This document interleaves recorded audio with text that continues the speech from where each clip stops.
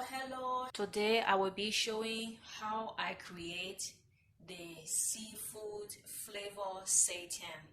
To start, measure 3 tablespoons of this seaweed that we call Hijiki.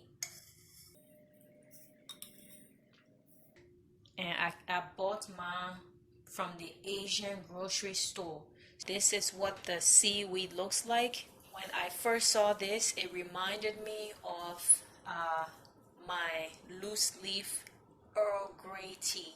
Of course, the leaves of the Earl Grey aren't this uniform, and when you go to smell it, it smells like fishiness, something like that. Fill it with enough water so that all of this is covered.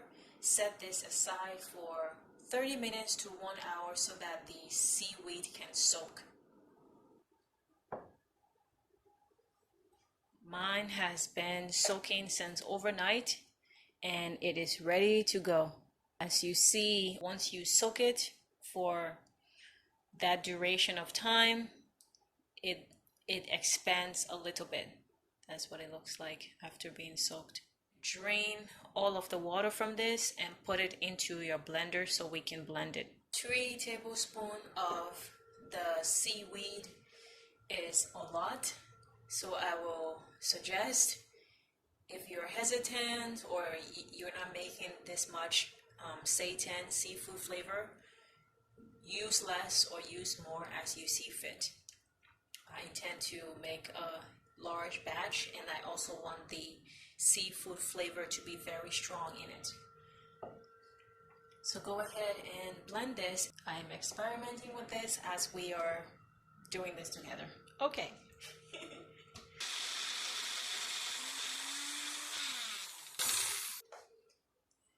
This is what it looks like. This is a very, it is very, very black. Like charcoal black, not like brownie black.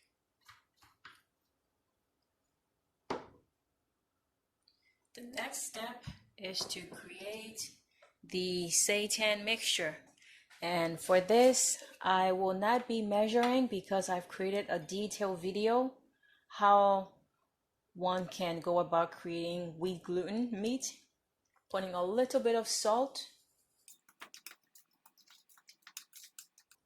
So I will put 1/3 a cup of water in the seaweed mixture and then rinse it all up.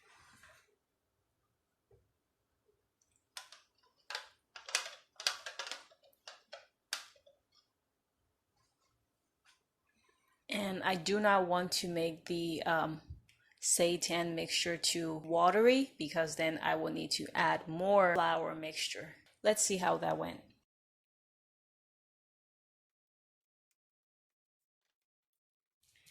The seaweed looks good despite what some hesitation might be, and I have just been super excited and happy that I found this seaweed that has the essence of seafood, and that gives me hope as far as things that I want to create with it.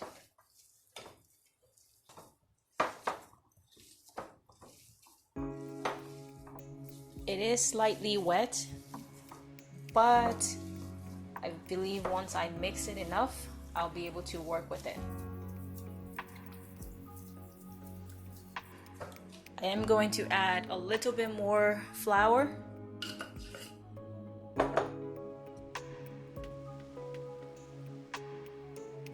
This is ready for me to set aside. Cover up your seitan, set aside, and let it sit in a cool place on the countertop for 30 to 40 minutes, and then we'll begin with the next step.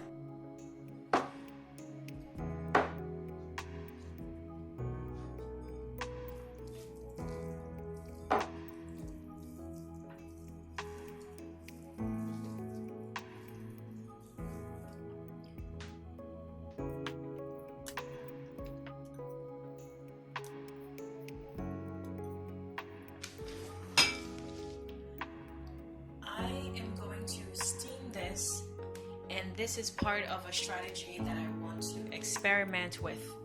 I want to see what the difference is when I steam this seafood essence seitan versus when I boil it into hot liquid mixture.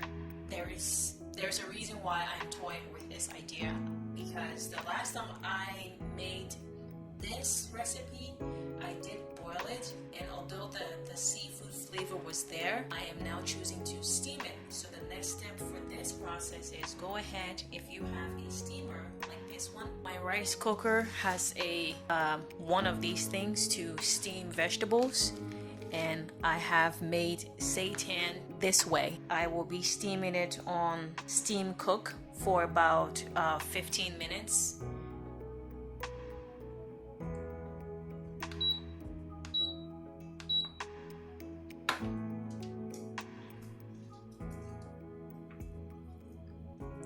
This feels very soft.